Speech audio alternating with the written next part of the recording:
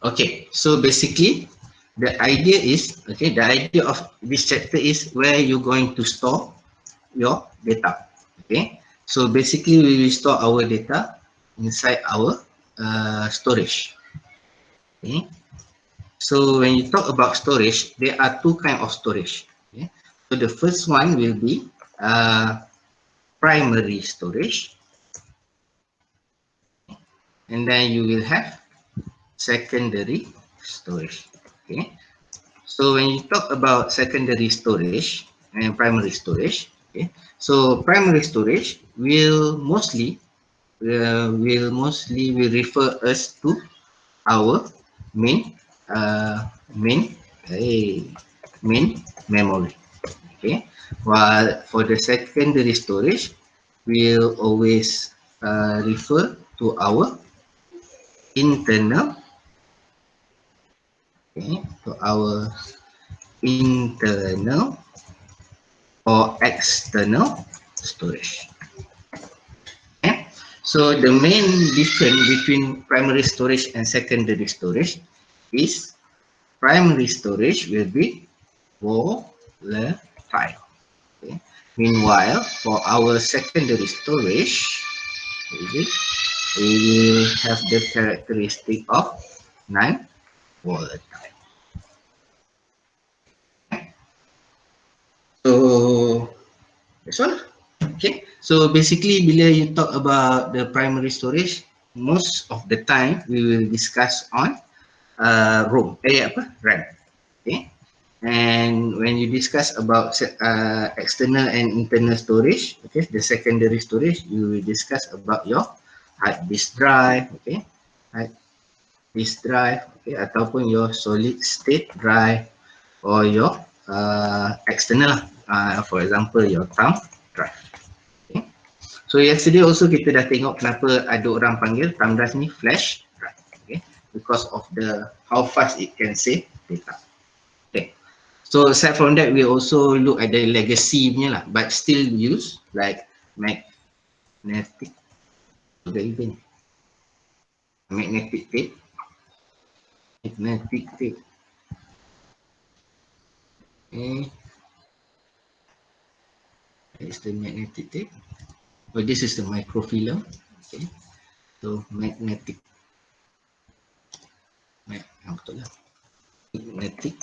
tape. Okay.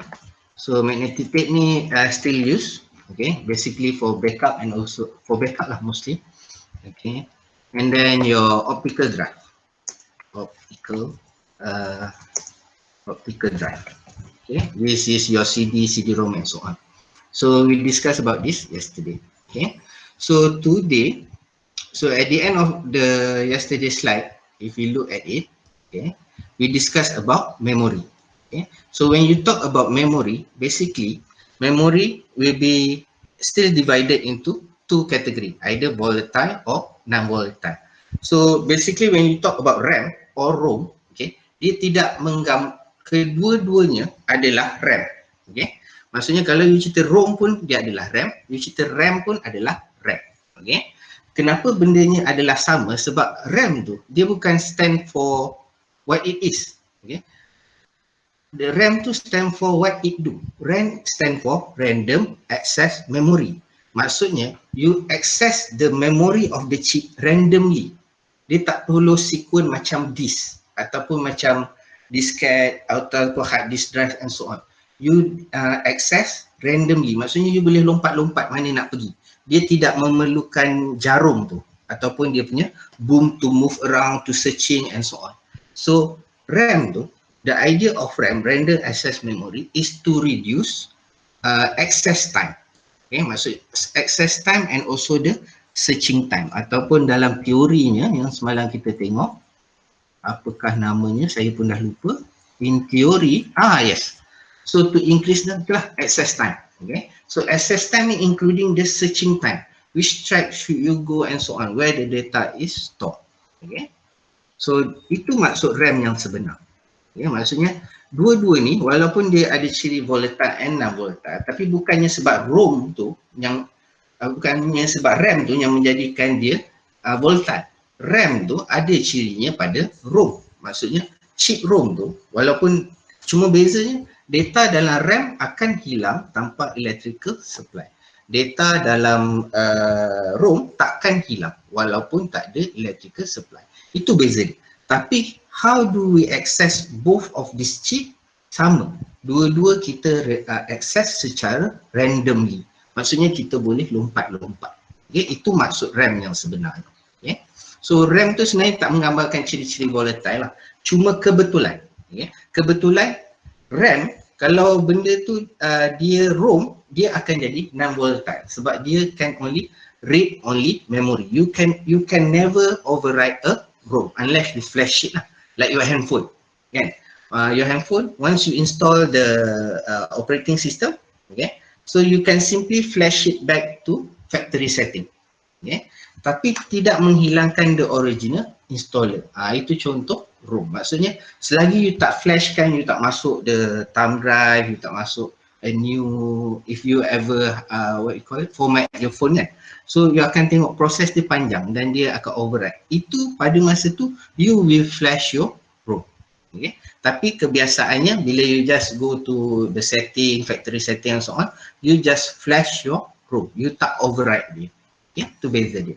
So RAM kebetulan bila tak ada electrical supply, dia akan hilang the data inside.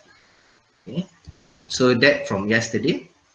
So today we going to move to the second part of this chapter. Okay.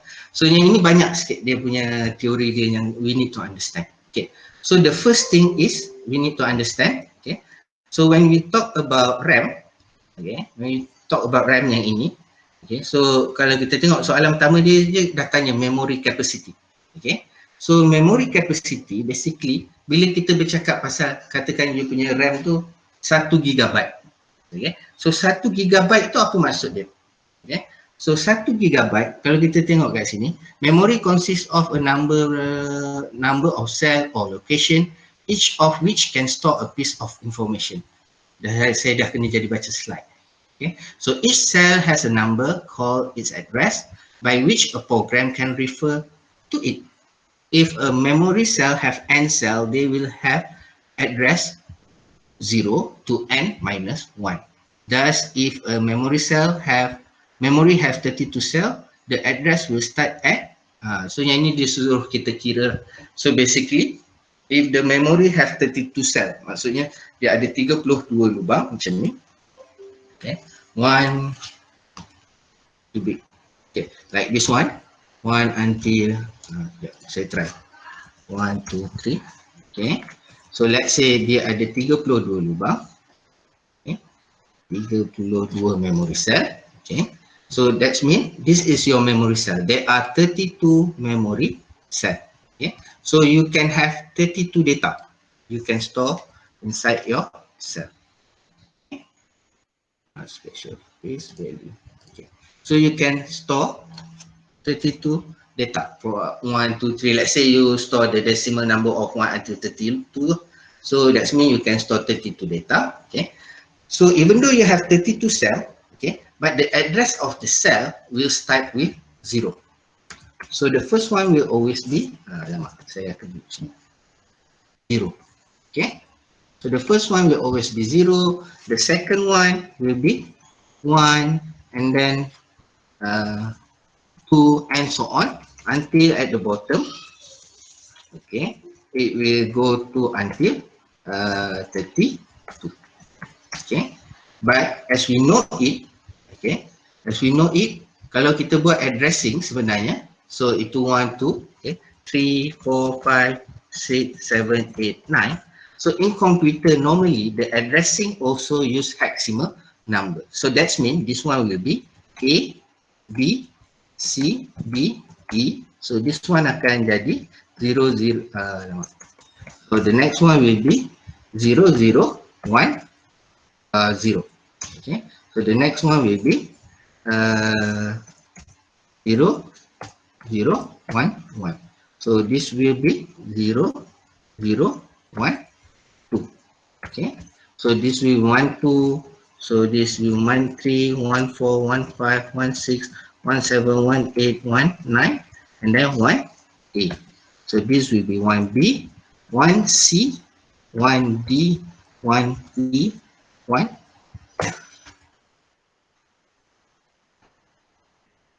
1F. Okay, so 1F, then only this one will be, actually it will be 0, 0, 2, 0. Okay. Alamak. Will you show it? 0, 0, 2, 0. So the addressing here will be in hex number. Okay. Okay. Should, the last one should be 1F. Because minus 1. Yeah. 0, 1, 2, 3, 4, 5, 6, 6, 7, 8, 9, 10, 11, 12, 13, 14. Oh, saya tertinggal satu. Okay, wait. Tengok. Nampak So yang ini dah salah addressing ni. Mana boleh 32 sama. So sebab dia dah kata tadi, the addressing will always minus 1. Okay. So this one tertinggal, dia punya F. Okay. So this is 0, 0. 0, 0, 0, F. Okay. So that means this one will be, the last one will be 0, 0, 0, 0, 1, F. Okay. So that's what it means. Even though you have 32 location of memory cell, the address will always be minus 1. So 1F ni, so in decimal it will be 31. Okay. So kalau kita tengok, betul lah dia kata, sebab addressing dia start dengan 0. Sama macam when we talk about numbering system lah. Okay. We say it a hex number. A hex number has 16 number, but the first number is 0. The last number is 15, not 16. So sama juga dengan oct. Okay? So oct number, base number, it start with 0 and with 7. Okay? So it say go same to the addressing. Okay? So itu yang dia cuba bagi tahu dekat sini. Okay? So dia akan tunjukkan macam ni lah. Okay? So kenapa dia jadi macam tu? So kalau contoh kat sini kita tengok, the location start with 0, tapi dia ada 11 lubang dekat. Kenapa saya kata 11? Sebab last ni dia kata location 10 kan. So location 10 maksudnya ini adalah memory cell number 11. So 1, 2, 3, 4, 5, 6, 7, 8, 9, 10, 11. Alright? So that's the relation between the memory cell you have and how the addressing will go. So the addressing will always minus 1 of your memory cell. The amount of your memory cell. Yeah. So all cell in this is the next example, I think. Next what you call it? Next spot quiz lah. Okay. So all cell in a memory contain the same number of bit. If a cell consists of k bit, okay. K bit tu maksudnya biasanya dalam satu cell kita simpan 8 bit lah. Okay. Sebab 8 bit sama dengan 1 byte. Okay. So it can only hold any one of 2k different bit combination. If each cell has 8 bit, okay, so the possible number of bit combination is, okay, so the combination number of bit is 2 to the power of 8. Okay. So kalau kita tengok sebenarnya yang ini soalan apa orang kata, soalan macam calculus, okay, 2 to the power of 8. So maksudnya 2 kuasa 8, 2, 5, 6 because it start with 0. The smallest number is 0, the biggest number is 255 in decimal. Most computing manufacturer has standard on a 8-bit cell which is called a byte. So kenapa kita kata satu sel biasanya kita simpan 8 bit? Sebab satu sel, okay, sebab satu byte sama dengan 8 bit.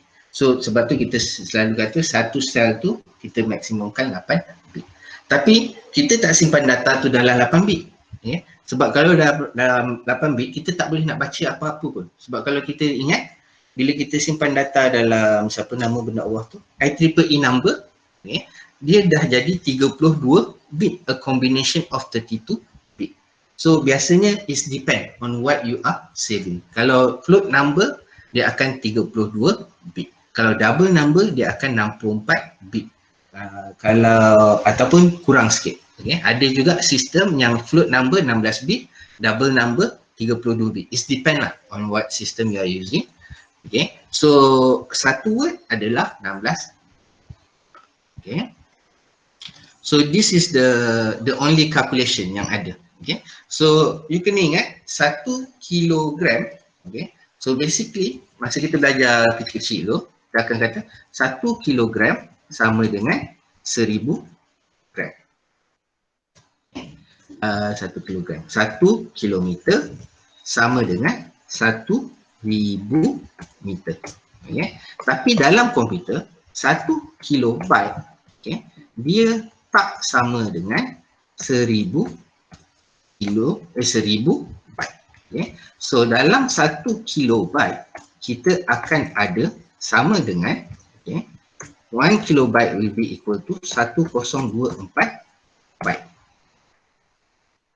So that's the difference between matrix punya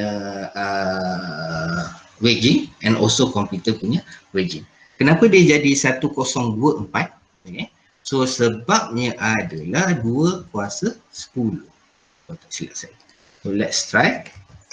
Okay. Okay. For this one, we have to change it. Macam mana kuasa? Oh, tak ada kat sini. Okay. This is, nak tekan yang mana? Oh, this one. 2 to the power of 10. Tepat. Sebab dalam komputer, kita punya number adalah dalam bentuk binary. So, kenapa 1 kilobyte sama dengan 1024 byte? Because 2 to the power of 10. Kalau dalam nombor biasa adalah 10, 1 to the 10 to the power of 10. Okay. Betul ke? Cakap bidang orang ni susah juga. Ya, how to clear? Okay. 10 to the power of, oh sorry, 10 to the power of 3. Okay. So that's why dia akan jadi macam ni. Okay. So kita adalah 2 to the power of 10. Okay. So that's why for every 1 kilobyte kita akan darab dengan 1024. Okay. So maksudnya, where was the slide? Okay, kita tutup yang lama dulu. Where is it? Use this one. Okay. Okay. So how do we calculate this one? Okay. So let's say you have 1028 megabyte of RAM. So maksudnya 1028 megabyte. Okay. So megabyte. So maksudnya 1028. 128.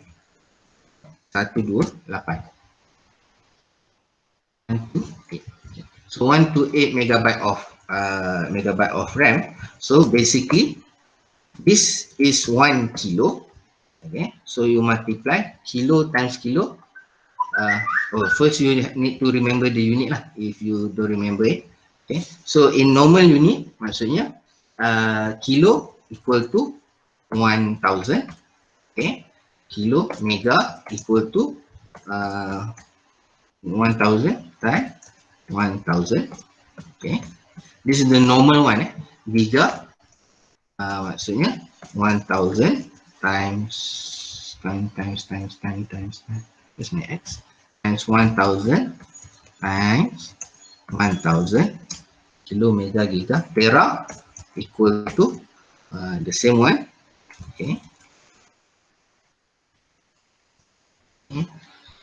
Times 1000.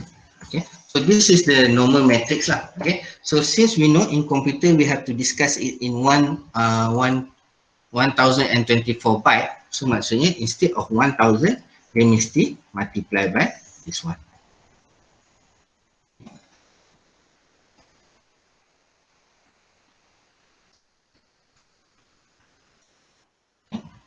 So this is how you calculate in computer unit, okay, in byte unit. So if you have 128 megabyte, it will equal to 128 times 124 times 10. Sebab kita ambil mega. Okay. So when you multiply this one, so what we will get? 128. That's my calculator. Loss. Okay. So 128 times 1024 times 1024. So this is the number of memory cell yang kita akan ada. So this is the number of byte. Okay. So with the number of byte, so the addressing, okay. So the addressing will be start from 0 until, okay, the addressing will start from 0 until 1 to 8 minus 1. Minus. Okay. So basically, we will only have addressing until 7. Okay, fine. So that's how we calculate how many byte we have, okay, and the addressing start from 0 until the biggest addressing that we can have in decimal number. Okay. So that's the first one lah. Okay. So untuk jawab soalan tu, berapa memory capacity kita dalam byte? Okay. So how big is our memory capacity in byte? Okay. Oops. Tak jadi. Okay. So how big is our memory capacity in byte? Okay. So we can refer back to the calculation we did just now. So this will be the answer. Okay. So here it will equal to this one. Okay. So the addressing size, okay. So the addressing size will be same. Okay. Addressing size maksudnya size dia ada berapa jenis berapa addressing, dia still akan ada sama dengan memory capacity. Okay. Cuma the largest dia akan minus 1. Okay. So the smallest, kalau dia nak tambah soalan yang standard, okay. So the smallest address,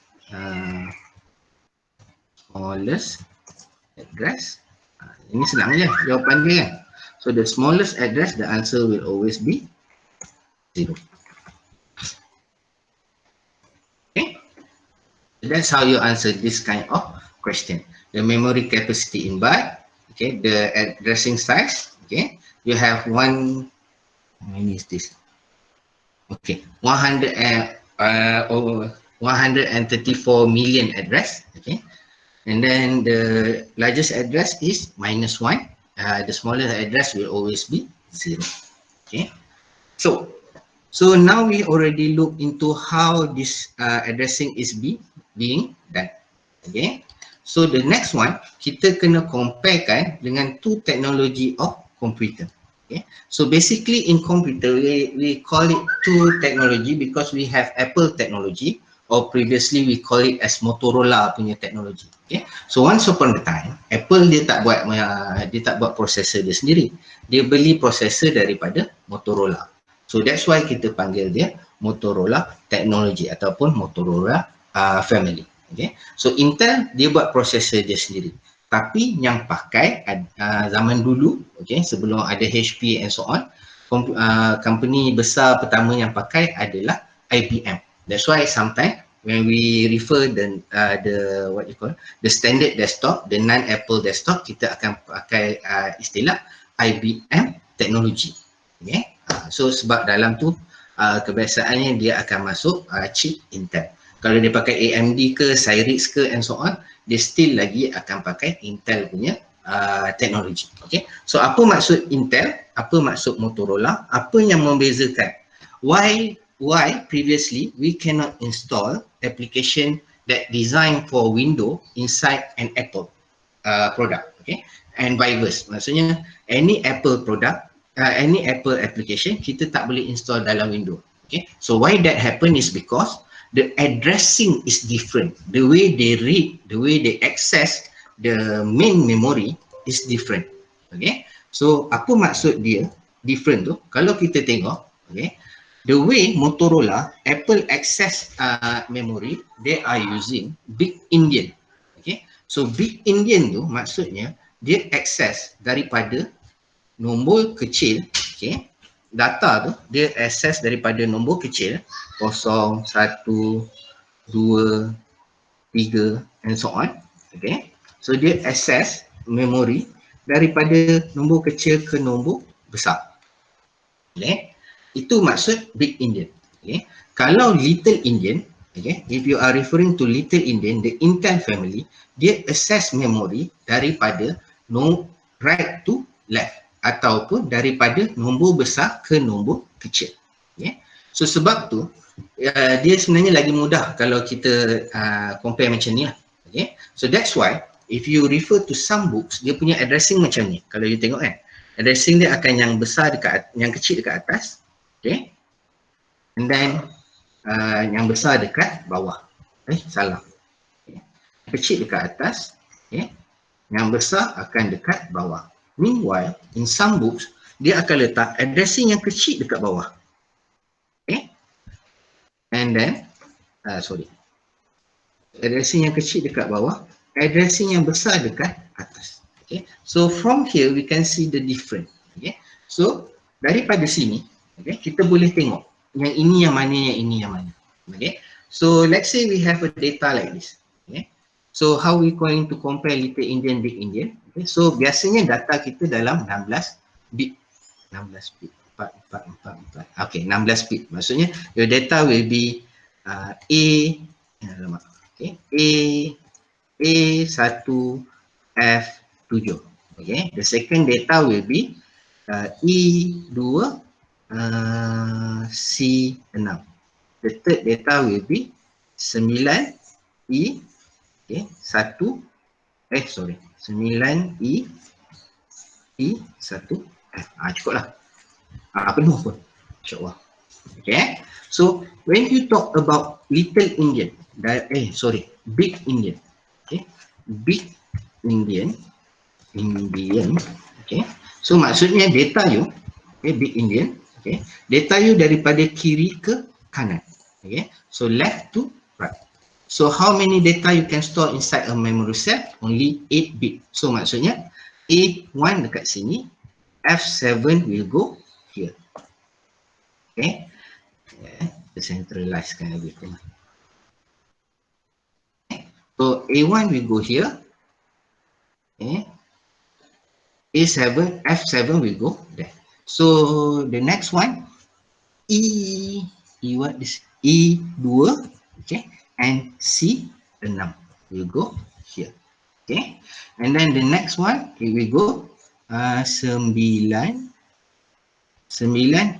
E, and then 1 F will go here. So this is how Big Indian work, from the smallest address to the biggest address. So let's say the biggest address is 12 lah. Okay, 12. Tak cukup. 2, 4, 6, 8, 10. Okay, we need one more. Okay, so let's say 13. 13. Okay, so knowing that, we can reduce this one. 13. 13. Delete. This one. Change. Okay. Okay. So for that, if you are talking about Little Indian, so when you talk about Little Indian, so basically you are talking about a similar addressing, okay, similar addressing mode, but the difference is you will fill it from the back. Okay, maksudnya you will fill. Okay, let me check first. Gauge example here, tak ada. Okay. The addressing, just to be safe.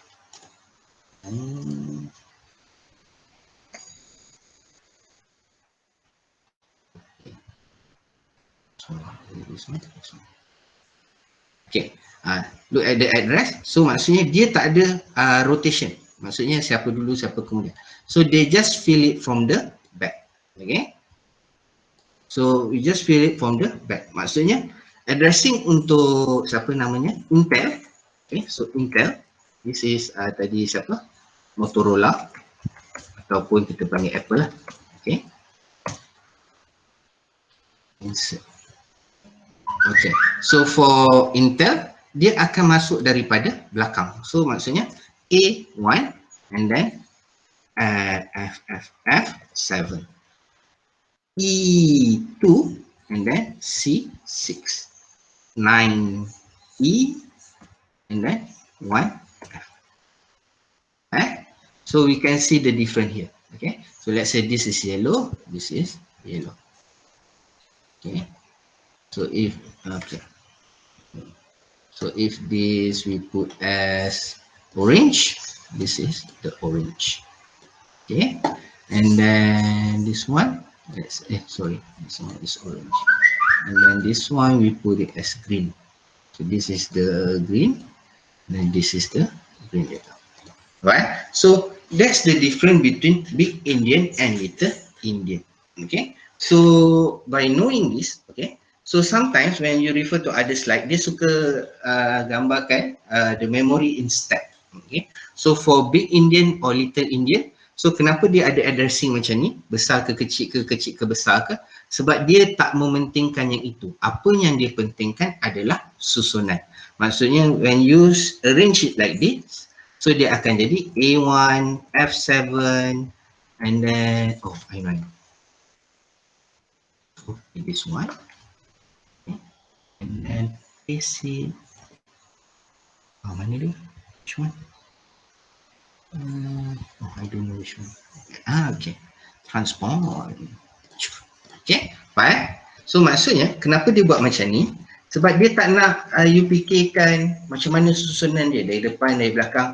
Dia just nak you tahu data tu ada kat situ. Okay, but basically this one will use the Motorola. Okay, and this one will use the Intel, technology. Motorola ataupun Apple lah. Okay. So Intel ataupun kita panggil dia sebagai IBM technology. So this is how you differentiate big Indian and little Indian. Okay tak? So far ada soalan tak? Ada soalan tak between the difference between big Indian and little Indian? Tak ada? Okay, good. So far so good. Okay, so we can continue. Okay, so by knowing the big Indian and little Indian, so kita dah settle lah addressing. So kalau kita tengok yang ini, okay, so move AX, the value at memory 302. Okay, draw using big Indian, little Indian. Oh, tak ada apa-apa beza lah. Just move. Okay, so kalau kita draw little Indian, big Indian, so tak ada beza apa-apa lah sebab dia dah kat situ. Okay. Saya tak faham soalan ni. Apa yang nak suruh draw? Yang disuruh terbalikkan kot. Dia suruh accept this one as big Indian. Okay. Okay. So in memory, okay. So we continue this one. So in memory, okay. So memory operation, basically memory operation dia ada dua je. Okay. Sama ada read ataupun write. Okay. Itu je yang penting. So processor need to be able to read data from memory and also to write data to a memory. Most computer have address bus. So in any kind of bus there ada tiga, address, data and control. Okay. There are two type of register that we involve. Satu kita panggil sebagai memory address register yang menentukan dekat mana dalam memory kita akan save, MDR ataupun MBR, okay, memory data register ataupun memory buffer register. Dia akan simpan data dalam CPU sementara sebelum kita tulis ke dalam main memory, ataupun dia akan pegang data yang kita baru ambil daripada main memory berdasarkan rujukan MAR tadi, address mana yang kita access. Okay, so to write into a memory, basically kita maksudnya kat sini ada CPU lah. Okay, so basically this is your CPU, this is part of your CPU. Okay, this macam mana saya tunjuk? Okay. This is part of your CPU. Okay. Let's main marker. Okay. Fine. Okay. This is part of your CPU. Okay. So this is your CPU. Okay. So once your CPU dah tahu dalam you punya MAR lah. Okay. So dalam MAR dah tahu nak access ke memori mana, so dia akan perlu melalui memory address register. Okay, so memory address register akan hantar data kepada address decoder. Okay. So address decoder will select. Sebab address decoder ni akan bersambung kepada setiap satu sel. Okay. So maksudnya kalau kita nak tengok daripada sudut this one, okay. So where was it? Okay. So let's say this is your memory cell kan. Okay. So you dah ada kat sini dalam you punya CPU. Okay. Inside your CPU, you already have your dalam MAR, okay, memory address register. Okay. Dia dah kata you want to access location, what you call that? Okay, 0, 0, 1, 9. Okay. So dia dah kata nak pergi ke 0019. Okay. So bila dia nak access ke 0019 ni, so maksudnya kita dah tahu dia nak keluar daripada CPU. Okay, so this is your CPU. Okay. So dia nak keluar daripada CPU. Basically dia just nak pergi ke sini. Okay. Dia nak pergi ke sini. Nak access memory dekat location 0019. Okay. So at 0019 there are a value of 26. Okay. There. Okay. So dia nak access ke situ. Tapi dia tak boleh access direct. Sebab CPU tidak bersambung secara direct dalam main memory. Okay. So dekat tengah-tengah tu. Okay. So between here. Okay. So instead of dia access secara direct, what they will do here is kita letak kat sini address decoder. Okay. So address decoder ni dia yang bersambung dengan setiap memory cell. Alright. Bukannya CPU ni bersambung direct. Kalau tidak berselirat lah. Bila kita nak tukar CPU, dia jadi susah. Bila kita nak tukar RAM, jadi susah. So instead of dia direct wire macam tu, so kita gunakan address decoder untuk connect to each individual memory cell. Okay, itu yang pertama. Okay, so once dah dapat address dah decode, so let's say dia hantar value apa? So kenapa dia perlu decode? Sebab dalam MAR walaupun kita hantar 00119 ni, masa dia terima, okay, dia akan terima as maksudnya sebenarnya dia akan hantar as 0. Kita akan hantar dia as 0000 0000 0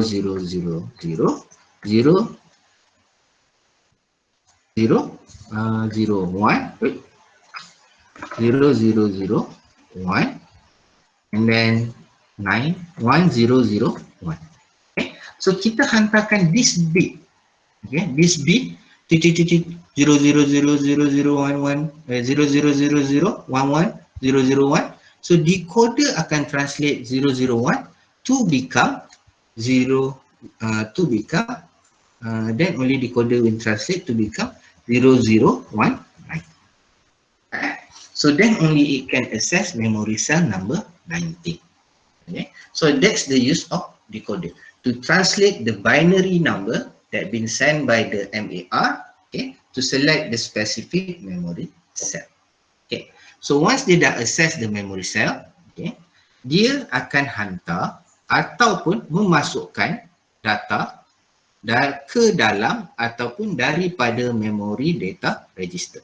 So once dia dah select, let's say dia select this one, okay, so it can only do two things. Either take the data from here, put inside MDR, or take the data from MDR, put inside the memory cell. So it can only do two things. Okay, so how it decide which thing they going to do? Okay, macam mana dia decide? So the decision will be done. Oh ni dia explain, yang kita explain tadi. Okay, tak apa. So how it decide? Sebab tu kita mesti ada this line. Okay, so we will have a store or not read wire. Okay, store or not read wire. Okay, so dalam ni nama dia read. Kenapa? Kita balik lah. Read or store. Store or not read wire. Okay, betul ke? Okay, so and then the other one kita ada activation line. Sebab kadang-kadang, okay, so address line dah ada tadi 0, 0, 0, 0, 1 and so on. Okay, okay. Katakan dia hantarnya ni.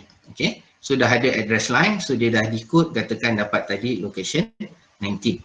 Okay. So let's say store on the rewire. Okay. Kita tengok kat sini contoh dia. Okay. So for this one, kita tengok yang ni. So when address line is 1, maksudnya dah ada address. Okay. And then the activation line is 1 and store on a read wire is 1. So 1 maksudnya pada dia adalah read. Okay. So maksudnya kalau dalam memory cell ni ada value 29 lah kata. Okay. So the value of 29 ni, this one will be sent to our MDR. Okay. But if this one is 1, okay, this one is 1 and then this one is 0. So 0 means right. So instead of 29 will be sent to MDR, okay, so kita akan hantar value daripada MDR masuk ke dalam sini. Maksudnya katakan dalam MDR ni ada value 71. Okay. So dalam MDR ada value 71. Maksudnya dia akan buang value 29 ni yang ada dalam memory cell ni, dia akan override dengan 71. Okay. So kenapa kita perlu ada activation line? Okay. So why we need the activation line? Iris. Macam mana iris lah? Okay. Tak. Tak tahu. Kagak lihat. Pink color. Okay. So let's say the address one is line, 1. Okay. The activation line is 0. Okay. And then the read or write line ni is 1. So maksudnya kita nak buat read. Okay. And then the activation address line dah ada, maksudnya kita dah select memory cell ni. Tapi activation line ni 0, maksudnya dia tak akan buat the read operation. The activation line must be 1 in order to execute the read or the write line. Maksudnya ini yang menentukan boleh tulis atau boleh baca ke tidak, the activation line. Kalau activation line ni tak on, maksudnya kita just ignore walaupun address and the read or not write line itu ada value. Okay, so that's the idea of the activation line. Yeah. So the next one, read operation, sama juga macam tadi. So the read operation mesti both lah. Okay, mesti read to 1. Okay, baru dia akan baca. Okay, so start. CPU copy, this is what happened lah. So in the, when you do read operation, basically they must fulfill yang tadi. Okay, maksudnya activation line must be 1. Okay, and then read or write line must be 1. So 1 tu maksudnya dia buat read. Okay, so and then mesti ada value pada you punya address line. Okay, there must be a value. So this value will determine which memory cell you're going to access. Okay, so once this all is activated, so you can start the read function.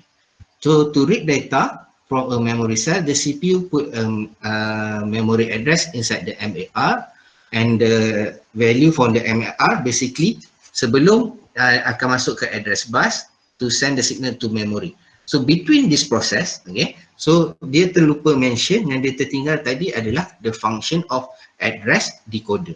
Maksudnya CPU MAR perlu hantar data kepada decoder dulu.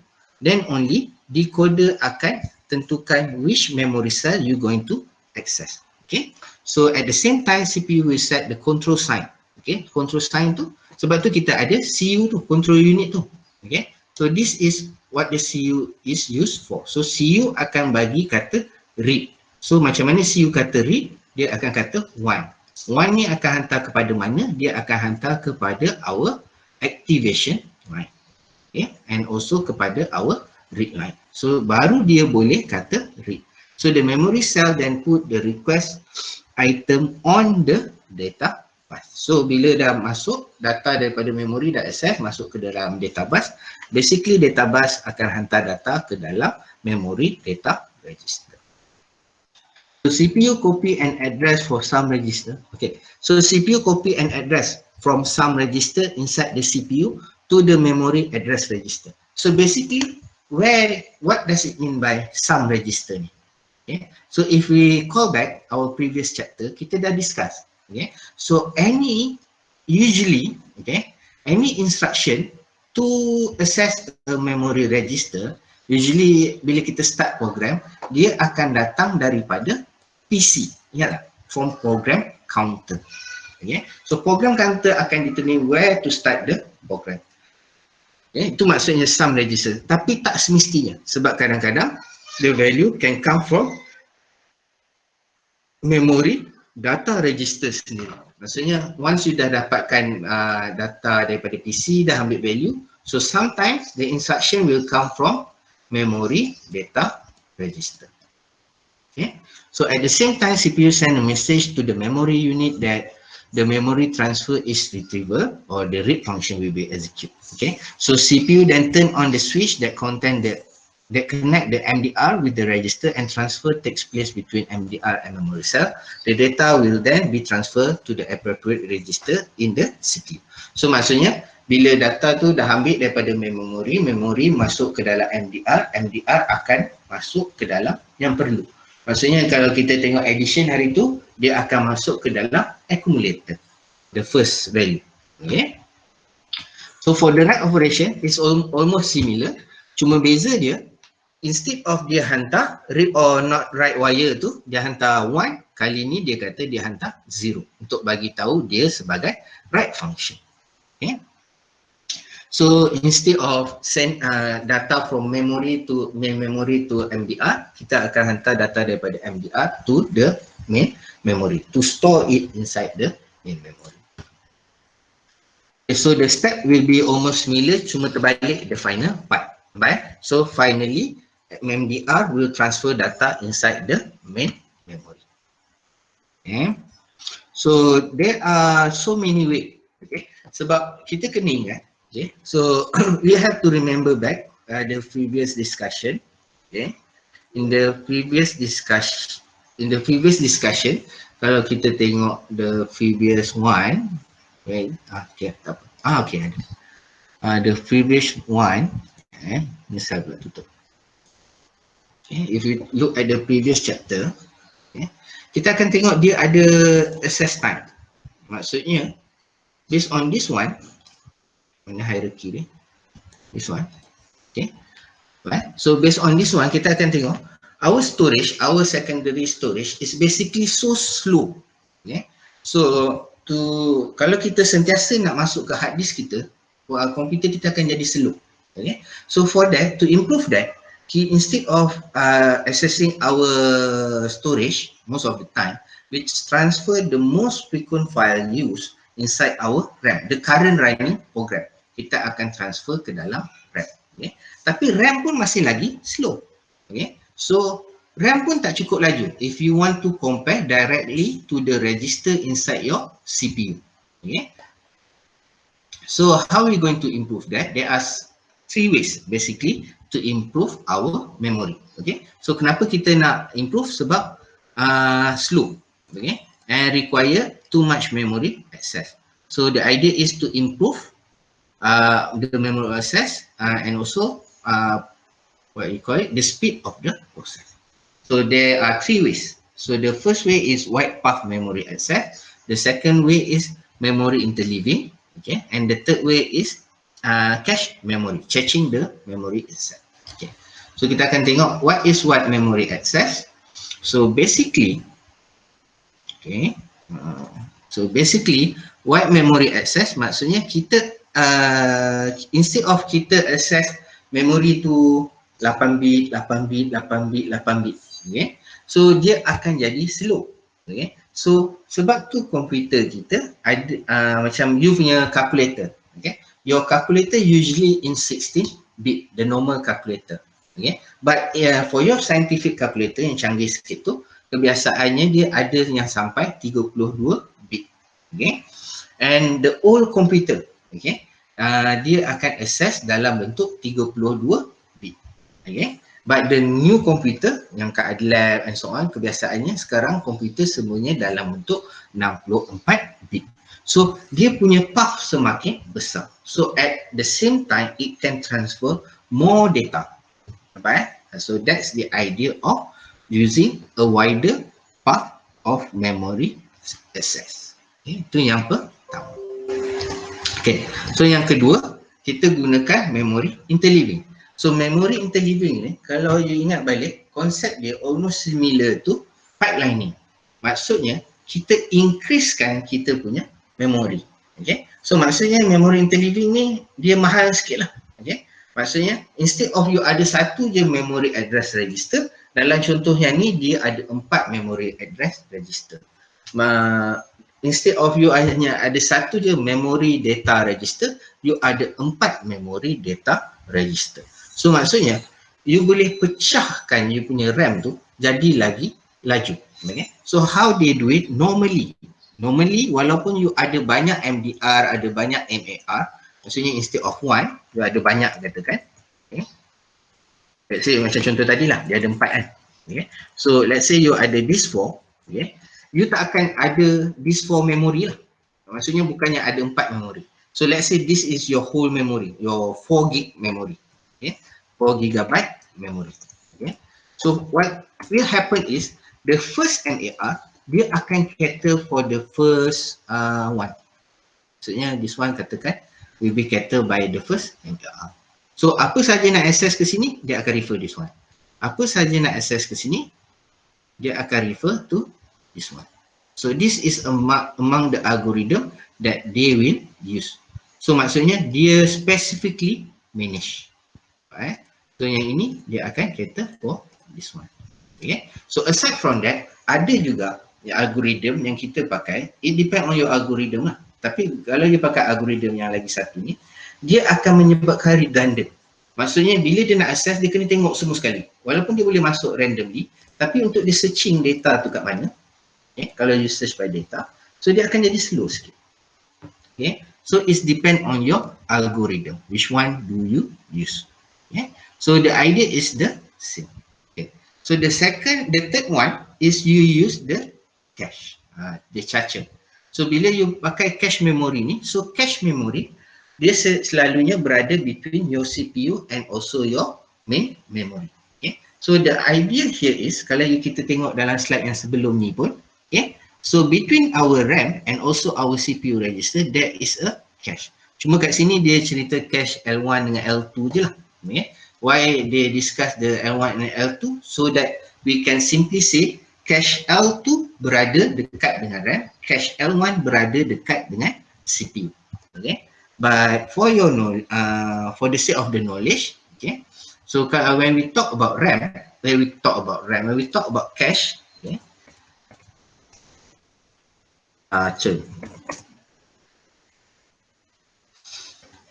So basically there are 3 layer of cache lah kalau kita nak compare kan. Okay. So ini dia gambar yang sesuai. Tapi konsep dia masih lagi sama. The smallest cache will closer to your CPU unit. Okay. Macam ni So the smaller cache, where is it? Ini YouTube. So the smaller cache, ni apa video? Image. Okay. So the smaller cache, nah kita tengok gambarnya. The smaller cache will be closer to your CPU. The bigger cache will be closer to your main memory. Okay. So kita sebenarnya ada sampai cache L3. Okay. So that's about cache lah. So cache ni dia basically umpama macam your main memory. Cuma you tak perlu letakkan dia separately. Okay. Dia already built in on top of your motherboard. Or itu untuk L2 lah. Okay. Built in on top of your motherboard. Or L3 built in inside your main memory kalau ada. Or pula and built in inside your CPU, itu akan jadi cache L1. Baik. So bila you beli CPU, kadang-kadang you baca spec tu kan. Okay. When you read a CPU spec, dia akan cerita pasal cache. Katakan kita tengok i7 punya. Okay. Kita klik dia ni. Kita tengok kenapa ni Shopee, boleh lah. Okay, let's try this one. Dia ada tak cerita cache? Tak ada. Oh tak ada, tak detail. Let's try Intel. Okay. So Intel, mesti boleh adalah cerita. Okay, nampak So dia akan cerita cache dia ada berapa. Dia tak hanya cerita berapa core and so on. Dia juga akan fokuskan berapa size cache dia ada. Yang kalau kita tengok cache dia kecil je, 12 MB. So cache ni bukan tak perlu besar, lagi besar lagi bagus sebenarnya. Cuma dia mahal dan dia memakan ruang di dalam CPU. Because cache is not register. Cache is before register, right after main memory. Okay, so dia tak perlu besar sangat. Sebab tu kita ada multiple layer of cache. Okay, so why we need a multiple layer of cache? Okay, so let's say you punya main memory, you punya RAM, okay, you punya RAM size dia katakan kita ambil 512. Okay, so 512, so your cache L3, okay, let's say kita ambil half of it, bukan half, 128, okay, and then cache L2 ni pun macam tak logik, okay, kita kecilkan nombor dia lagi sekejap lagi. So cache L2 katakan 28, 64, ni pun besar, okay. So cache yang ini kita letak 64, okay, cantik, yang ini kita letak 32, okay. So cache L1, kita punya cache ni kalau kita design ni lagi canggih daripada Intel punya. Sebab Intel tadi pun 12 MB, kita letak sini 16 MB. Okay. So cache L1 16, and then maksudnya register punya size dalam CPU dia akan ada 8 MB. Nampak tak? So the number, okay, the size is getting smaller. Okay. So sama juga kalau kita sambungkan RAM kita kepada hard disk drive. Okay. So hard disk kita mungkin ada 20 GB. So dia akan berkurangan, okay. Tapi the access time dia akan jadi lebih laju, okay. So that's the difference, that the use of the cache lah untuk melajukan CPU, okay. So the idea of the cache, how it work, okay. Okay, so area of RAM that set aside to store the most frequent access information, okay. So dia akan berada, kalau dia kata dekat RAM ni maksudnya dia refer to cache L3 lah. Kita senang cakap cache L3 ataupun cache L2. Okay, it depend on the what you are using lah. Okay, so the next one, improve processing by accessing as temporary high speed holding area between memory and CPU. Okay, cache memory is organized in block, sama macam siapa nama dia, RAM. Okay, so each block hold a tag. That tag identify the location inside the main memory. Okay, so the tag the tag is act as directory. So yang ini nanti akan mewujudkan istilah apa namanya, physical, logical memory and logical address and physical address. Sekejap lagi kita akan tengok. Okay, so let's see. Okay, so cache dia akan simpan data yang lebih kerap kita pakai berbanding pada CPU. Okay, so maksudnya kita boleh kata hard disk drive will store everything. Store everything. Everything. Okay. So bila you store everything, maksudnya dokumen file you simpan dalam hard disk drive, Word pun you simpan dalam hard disk drive. Okay. So once you dah load everything, you want to open Word. So Word, okay, Microsoft Word ni will be stored, okay, Microsoft Word will be stored mostly inside the RAM, okay, but the file that you open, okay, so the file that you open will be stored inside cache L1, L3, okay. Dan apa, katakan the part you editing, okay, yang you tengah edit, the file you are editing, the part that okay, katakan ada 4 pages, okay. So the 4 pages is here, okay. So this dekat dalam L2, we can say that it show the pages on the page. Right? So what we hold at cache L1 is what you are using, okay. The copy, okay, the paste, the what else? What else do we have? Okay, the highlighted, okay. So ini yang kita akan simpan dalam kita punya cache. So yang akan ada dalam register adalah data from keyboard. Right? So that's how we can imagine what is happening inside our computer. So everything will be stored inside our hard disk. Okay. So when you open Microsoft Word, it will be transferred into your RAM. Okay. So when you open a document, all the 4 pages katakan akan simpan dalam cache L3. Okay. So dalam cache L1, dia akan tunjukkan yang dekat page yang kita tengah buka tu je. Okay. L1, L2. Okay. So cache L1, dia akan simpan function-function yang kita tengah pakai. Sebab kita kena ingat, bila kita copy, paste, lagi satu yang kita biasa pakai adalah undo dengan redo. Ya, okay. So bila you tengah edit apa semua, dia kena ingat apa yang tadi you dah copy, kan? You copy, you type benda lain apa semua, tiba-tiba nanti you paste juga benda tu kemudian, kan? So dia kena ingat apa yang dia copy tadi. Dan katakan you ada undo, dia kena ingat macam mana nak redo, ataupun you dah edit, dia kena ingat macam mana nak undo. So all this data, kita kata the most frequent will be stored inside the L1. Okay, so the inside the register adalah apa yang currently you are writing. So that's how you can imagine in metaphor lah. Okay, maksudnya berdasarkan apa yang kita boleh buat dengan komputer, kita imagine what happened at the memory side of the register. Okay, and then what else? Okay, so bila benda ada dalam cache, okay, so bila data tu, file tu ada dalam cache, kita katakan, okay, so bila register kata dia nak data, okay, and then dia jumpa dalam cache, okay, so maksudnya is a hit, maksudnya data tu ada dalam cache, so dia tak perlu masuk dalam main memory. Okay, so bila kita try access data tapi data tu tak ada dalam cache, so cache kena cari the data dalam main memory. So pada masa register masuk ke cache dan tak jumpa data tu, kita kata dia sebagai miss. So kita boleh create daripada situ hit and miss ratio. Okay. So yang ini, okay, yang ni cerita pasal miss kalau data tu tak ada dalam cache. Okay. So this is what happen lah. Okay. So dalam cache kebiasaannya kita hanya akan simpan the index of the data. Kat mana kita nak access. Okay. Okay, so CPU dia akan masuk ke dalam cache.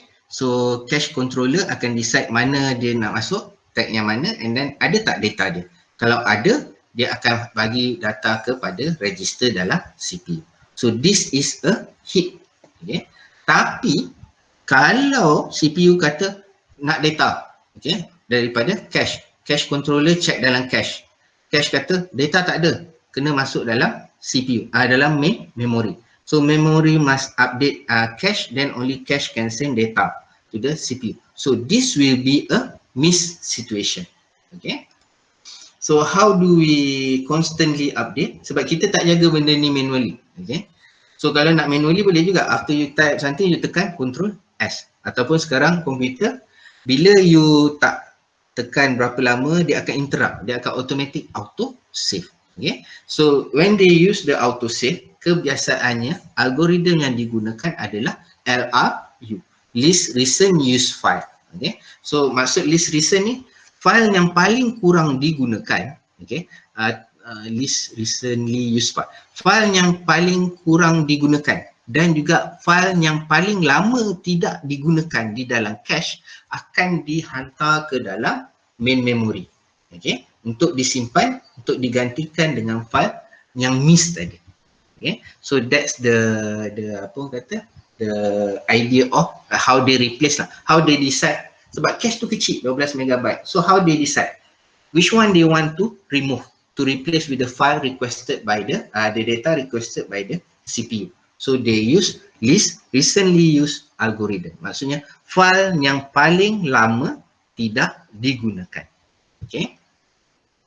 Ya, so dia ada banyak algoritma lah. Kita ada list recent use, kita ada list frequent use, paling kurang digunakan. Okay.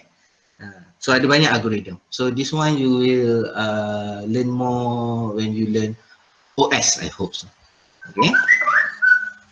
And the next one, okay, updating method. Okay, so updating method memory. So basically updating method dia ada dua je lah kebiasaannya. So kita ada CPU. Okay. So let's say kita ada CPU. Okay. So this is your CPU, and then this is your cache. Okay. And then this is your okay, this is your main memory. Okay. So kita ada dua cara untuk kita update. Satu write through, satu write back. Okay. So write through tu maksudnya bila dalam memori, okay, you ada register. Okay. So bila register, write through maksudnya write through full daripada sini ke sini. Tu maksud write through. Maksudnya ada je perubahan pada register. Maksudnya register originally value is 14. Okay. Originally value is 14. Okay. So let's say after you buat tambah tolak darab bahagi, instead of 14, okay, it become 29. Okay. How? Okay. Yeah. Okay. So it become 29. So write through maksudnya dia akan write 29 dekat dalam cache, and then dia akan update juga 29 dekat dalam main memory. Itu maksud write through. Dia terus tulis sampai main memory. Okay. Tapi kalau write back, okay, write back maksudnya dia hanya akan update. So dekat dalam main memory, dia hanya akan update sampai cache. Okay. So dia hanya akan update sampai cache. Maksudnya walaupun value tu 14, okay, 14 dah masuk ke dalam this one. Okay. Dia dah masuk ke dalam cache, dia masuk dalam CPU. You do some manipulation, the value is updated to 29. So 29 is only updated back to cache. Dia tak update lagi value dalam main memory. So bila dia akan update ke dalam main memory, bila you tidak menggunakan the system. So dia akan write back later. Itu maksud dia. So later, okay, then only when you are not using the computer, then only it will update the value to the new value. Itu maksud write back dengan write through. Okay. So write through ni dia terus create copy dalam cache and memory. Okay. So kekurangannya adalah dia akan slow sebab nak access main memory tu slow. Okay. Write back dia hanya update cache. Sampai masa dia, then only it will replace the value dalam main memory. So advantage dia, write back dia lebih faster daripada write through. Kekurangannya, write back boleh menyebabkan data dalam cache hilang, diupdate tapi dalam main memory tak terupdate. So kalau power failure and so on, data akan hilang terus. Okay, so dia ada advantage and the drawback lah. Okay. So locality of reference, okay. So cache work based on locality of reference, okay. So maksudnya dia tengoklah you kat cache level mana, okay. So state that at any given time most memory reference will be confined to one or more few region. Maksudnya dia tak ambil semua, dia ambil a part of, okay.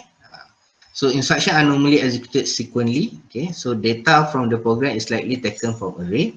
Variable from a program are all stored together. Maksudnya kalau boleh data tu biasanya dia tak store jauh-jauh lah. Tapi it's possible for that to happen. So dia kita akan tengok lah. Okay. So dalam ni dia bagi dua level cache sahaja. Okay. So this caching, so used to reduce the time access necessary to access. So maksudnya ini you cache-kan data daripada disk, you simpan dalam you punya RAM. Okay. So the idea is to reduce the access time. Sebab tu kita suka kalau RAM kita besar. Okay. Kenapa orang kata RAM kita besar lebih laju? Sebab kita akan cache-kan. Okay. Kita instead of kita just buka Word apa semua, kita boleh buka banyak file sekaligus dan letakkan di dalam kita punya RAM. So you must always imagine when you talk about a computer, okay, you always have to imagine that CPU is your brain, okay, and your heart lah. Okay. So how fast is your CPU? That means how fast you can do work. Okay. But to do to optimize your work, to optimize your brain yang laju, boleh buat kerja laju and so on ni, you need a good size of table. Maksudnya meja you nak buat kerja kena besar. So meja you adalah you punya RAM. Okay, bukan you punya hard disk. You punya hard disk tu adalah you punya kabinet, kat mana you letak you punya buku, reference and so on. You buat kerja atas meja. So your RAM is your table. Okay, so you need adequate table, not too small or not too big. Okay, so kalau too small, you punya otak berfikir laju tapi meja you kecil, maksudnya you boleh letak buku sikit je. So every time you want to refer something, you have to go back to your shelf to take a new book. You have to go to your memory storage. So it will increase your access time. Maksudnya your computation time akan naik and so on. So you perlukan meja yang agak besar supaya you boleh chatting. Chatting macam you pinjam buku dari library lah. You nak baca satu topik je, tapi you pinjam 6 buku, semua you letak depan mata. So the bigger your table is, the more book you can open. Instead of you just stack the book, okay, you can open the book. So you nak refer tu lebih mudah. So that's the idea of this chatting. Okay. Tapi okay, sebesar mana pun RAM kita takkan pernah cukup. Okay. So to overcome that problem, okay, maka di-introduce pula virtual memory. Okay. So virtual memory ni adalah dia bukannya makan daripada RAM. Okay. So kalau kita tengok virtual memory ni, kalau kita tengok dia punya istilah kat sini, with large program, part are stored in secondary devices like hard disk. Sebab kita memanglah tadi cantik kita kata kan, okay, you can put your Word file inside your RAM. Okay, file cantik kan kita kata kan, your Word file, your Word application dalam you punya RAM, nampak cantik je. Tapi kalau kita tengok apa yang saya mengajar ni, okay, yang saya tengah buka ni, ada Explorer, ada Google Chrome, tak tahu ada berapa tab, ada PowerPoint 2, ada Google Chrome lagi, ada Notepad, ada calculator, ada Excel. Okay. So tak semua kita boleh letak dalam RAM. And bila kita buka Word ke apa ke, tak semua function kita pakai sekaligus. At this moment, function yang aktif adalah function home untuk saya. So function insert katakan apa semua. Even font ni, sebab tu macam tadi bila saya tekan font dia slow. Yang ni dah laju sikit sebab tadi saya dah tekan. So let's say kita go to page layout, dia akan slow. Okay. Insert, dia akan slow, nampak? Tak berubah lagi. Okay, nampak tak? Sebab dia perlu access the virtual memory. Okay, not all the part, maksudnya hanya home sahaja kita boleh bayangkan dia letak dalam RAM. Insert, page layout and so on ni, kita akan store dia dekat dalam virtual memory. So bila kita nak access, dia akan access virtual memory. Okay, so kenapa kita perlu access virtual memory? Sebab kita ni tamak. Kita suka buka more to run more program at the same time. Okay, but virtual memory kita kena ingat dia hanya virtual, maksudnya dia hanya wujud secara logical, secara alam maya, secara bayangan. Okay, so for that, when we want to refer to a virtual memory, we must refer it using logical and physical address. Okay, so this is the advantages lah. Okay, so what is logical address? Logical address is the address logically to represent, okay, macam ni kita kata, maksudnya to represent the program in sequence. Okay, tapi sebab you kena ingat hard disk ni dia tak tentu mana yang kosong. Sebab tu from time to time you are advised to defrag your hard disk untuk susun balik buku dekat you punya library. So hard disk ni kita tak tahu kat mana ruang yang kosong dan tak kosong. Okay, so for that, instead of we straight away access physically our address, sebab kita kena ingat bila kita buka program, kita nak dia nampak dalam bentuk sequential, maksudnya daripada 0 until the maximum address. Okay, tapi using a virtual memory, it's going to be hard to find a space that can cater that one, especially bila you punya hard disk nak penuh. Okay, so for that they introduce physical and logical addressing, okay, for virtual memory.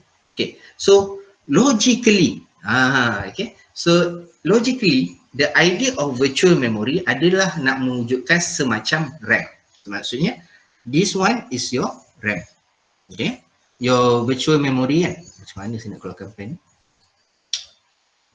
This part. Okay, so basically the idea of virtual memory is to make a virtual RAM. Okay, so in a virtual RAM, a program will be stored, will be open, will be run sequentially. Nampak tak? Okay, but this is virtually. Kita tak ada pun virtual RAM ni. Virtual apa namanya tadi? We don't have this virtual memory. Okay, kita hanya ada main memory. Virtual memory adalah dalam kita punya hard disk. Kita ambil hard disk kat bawah tu. Sebab tu sometimes even though there are still space inside your hard disk, let's say you still have 2 gig more, okay, but your hard disk is only 20 gig katakan, zaman dulu kan 60 gig and so on, you letak movie and so on, is full, okay, tapi you ada lebih kurang 2 gig 4 gig, but you still get the message kat bawah tu dekat utilities file saying that your hard disk is almost full, please delete some file and so on, use clean up and so on, because you need to have a reserve for your virtual memory. Sama juga macam phone. Okay. So kalau phone pun dia suruh kita clearkan, dia suruh kita buang sikit to make space for the virtual memory. Sebab the memory inside the phone will never be sufficient to open all the application at the same time. Okay. So dalam virtual memory kita nak dia nampak cantik. We want to see our program as sequential from the address of 0 until 200 for this case. Okay, and let's say the program has 3 segment. Okay, maksudnya dia pecahkan program tu kepada 3 segment. So maksudnya kat sini mungkin dah ada data dalam hard disk, kat sini pun dah ada data dan tak boleh di override. This is the stock data. Ni yang kosong yang you boleh pakai sementara. Okay, so what they do is they find the most suitable size. Okay, so maksudnya 0 to 100 you ada 100. So daripada 310 until 410. So physically dia store dekat sini. Okay. So the part B punya segment size dia 50. Okay. 100 until 150. So 450 until 500. Dia akan tengok mana ruang yang sesuai. And then 150 until 200 is also 50. So dia akan store dekat atas. So kenapa dia buat ABC macam ni? Sebab kalau boleh inside your physical memory also, physical memory ataupun inside your hard disk, they want it to be sequential. Sebab you kena ingat hard disk lama, hard disk drive, dia berputar. Okay. So maksudnya kalau you kata A dekat sini, okay, walaupun walaupun 0 kat sini macam jam kan, 0 kat sini, okay, dan dia pusing clockwise, okay. So kalau you kata A kat sini, okay, dan you kata B kat sini, okay, so C tu dia boleh jadi dekat beginning, tak ada masalah.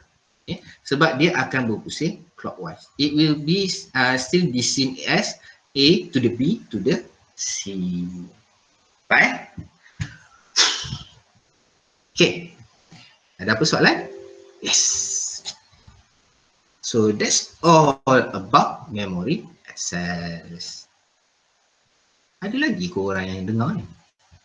Oh ramai, bang. 50 okey lah. Okay, ada soalan? Tak ada soalan? Habis dah chapter ni. Any question for today? Ke semua dah balik dah? Tak ada. Okay, thank you. Dengar ke?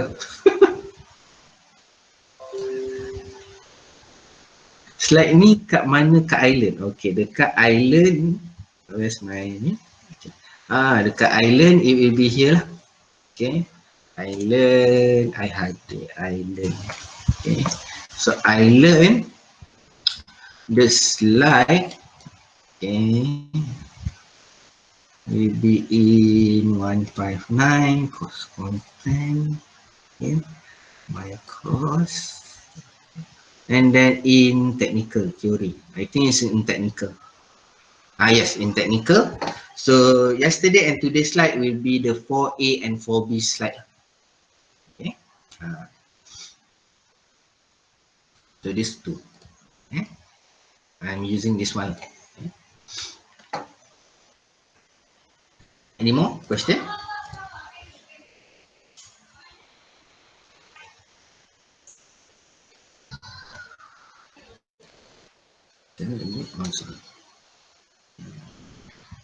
Okay.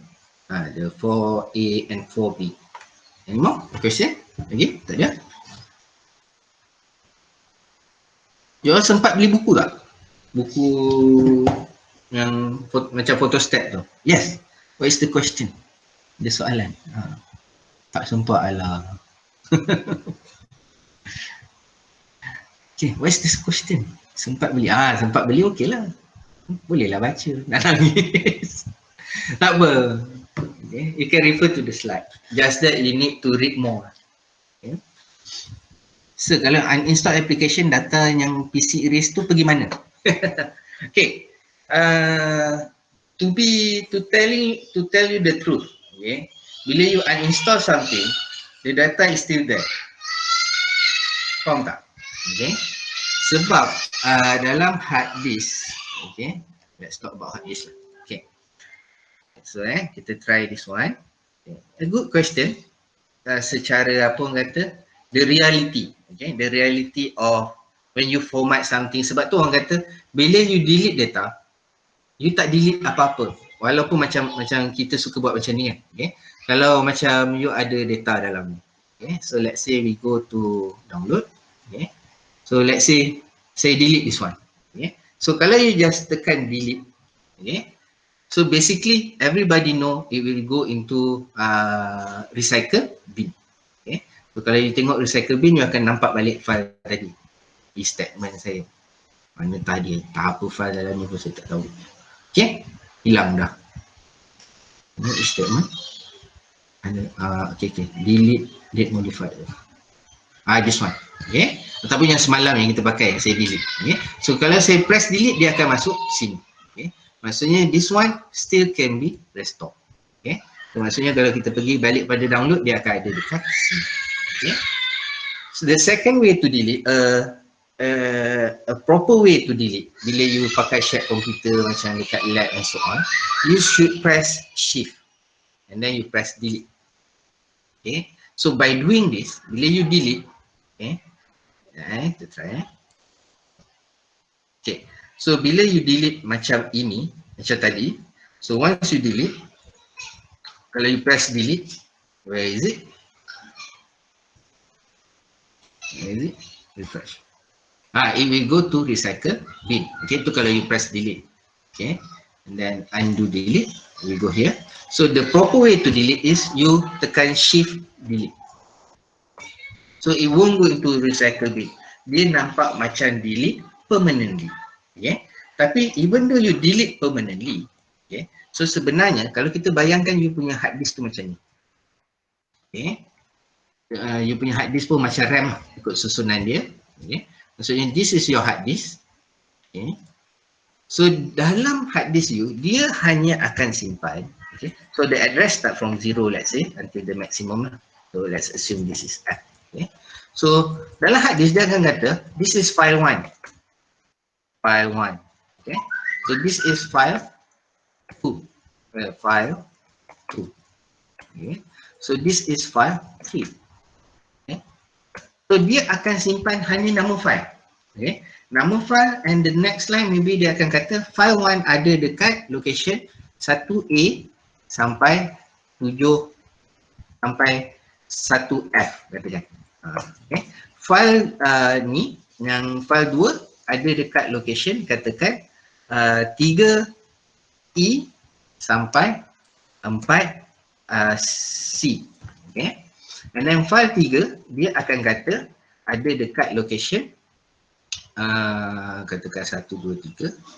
Okay, and then katakan 7A sampai 8B. Okay. So ini file dia. Dekat dalam ni dia hanya simpan header. Faham tak? Dia hanya simpan the information of your file. Okay. Macam shortcut link lah orang kata. Okay. So dia bagi tahu file tu bermula daripada 1A sampai 1F. So maksudnya let's say this is 1A punya location and until here is 1F. Okay. So the first file is stored here actually inside your hard disk. Ini yang maksudnya referencing. Okay. And then dekat 3E, okay, 3E until 4C katakan. Okay, kita kata file dia until 4C. So kat sini dia simpan file nombor 2. Okay. So the other one, 7A until 8B. 8B. Okay. So this is where it store the actual file number 3. Okay. So bila you delete ataupun you shift delete tadi, you are not deleting your file. Your file is still there. You are deleting the reference to your file. Sama bila you pakai recycle bin. You empty your recycle bin. The file is still there. Okay. Yang hilang adalah the reference to your file. Nampak tak? Okay. That's why whenever you want to delete a file, katakan a secure file kan, maksudnya file sulit yang you tak nak orang tahu and so on or whatsoever, okay, always delete by replacing, okay. So maksudnya dalam ni mungkin ada data, ada A1, A, B, apa semua kan, apa, tak ada X, dia sampai F4 katakan, okay. So let's say, saya dah lupa, okay. This one kita letak kat biru lah sebab kita delete yang biru kan. Okay. Dan ini kita buang, jadikan biru balik. So when you want to delete something, okay, instead of you just deleting the, what you call that, deleting the reference, you must also, okay, delete or erase, okay, with the value of 0. Okay. So apa yang kita bila you ada macam application untuk save delete file and apa delete file safely kan, apa yang dia buat adalah instead of just deleting the reference, what it do is it also override the content of your file to 0. Maksudnya semua dia jadikan, what you call that, nama dia semua dia jadikan daripada the normal value, okay, dia replacekan all the file with all the content, all the data inside your file. Selain dia delete you punya reference, content tu juga dia akan replace with the value of 0. Right? So that is the save delete punya application. Okay? Ada soalan lagi? Jawab tak soalannya? Okay. So file tu tak hilang sebenarnya. Dia ada kat situ. So kalau you nak delete, you must delete by replacing the value with 0. Then only it will call delete safely ataupun save delete lah sebenarnya. Okay. Any other question? Okay. So kalau tak ada question, that's all for today. Oh, this is the longest class I think. Okay. Hopefully you understand. So that's all for today. Thank you. Sorry for taking your lunch time. Hopefully you understand what we try to discuss today. Yeah. Welcome.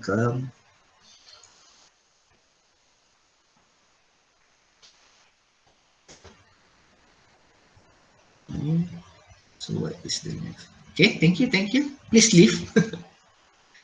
Yeah. To stop the recording. Stop.